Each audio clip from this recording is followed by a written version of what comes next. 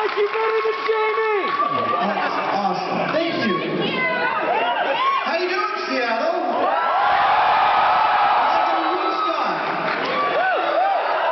That's good. I'm having some fun here, too. I wanted to... Okay, pirate song's coming later. That's the time to yell some shit out.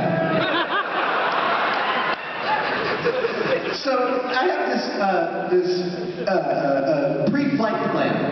I take some strange things home in my laptop bag from work, as you can imagine. And so before I get on a plane, some of those things are not only esoteric and potentially dangerous, but also expensive and hard to find. So I go through my laptop bag every time I fly to make sure nothing nefarious gets on there, except today.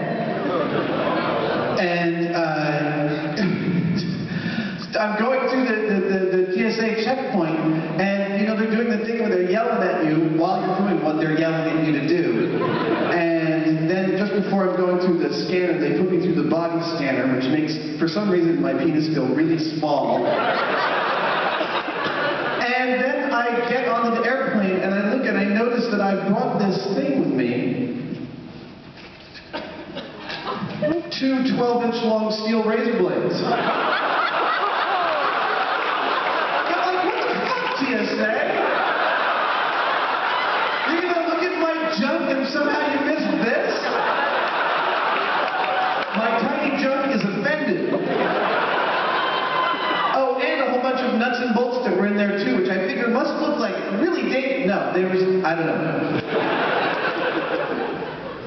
So if anyone has, I'm not flying back with these. Does anyone have a 2-bladed foam carver and 1 pair of blades? We'll get these out after the show.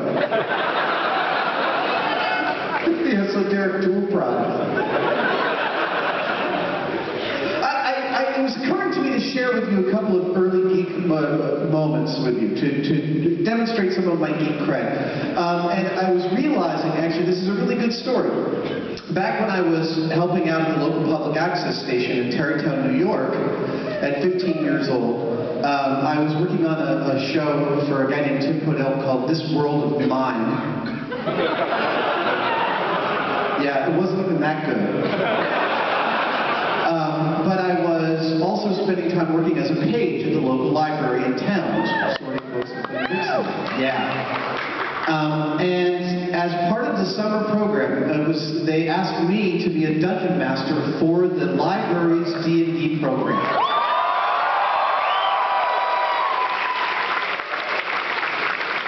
And so I was like, sure, and they had the book, so I started setting it up, and I made a dungeon, and my best friend in high school, Richard, and I kind of concocted this evil, hilarious dungeon together, and the people that showed up were me, Richard, this really, really scary guy who looked just like the Cub Scout that kicked my ass about 5 years before, but not quite, like Frankenstein, kind of.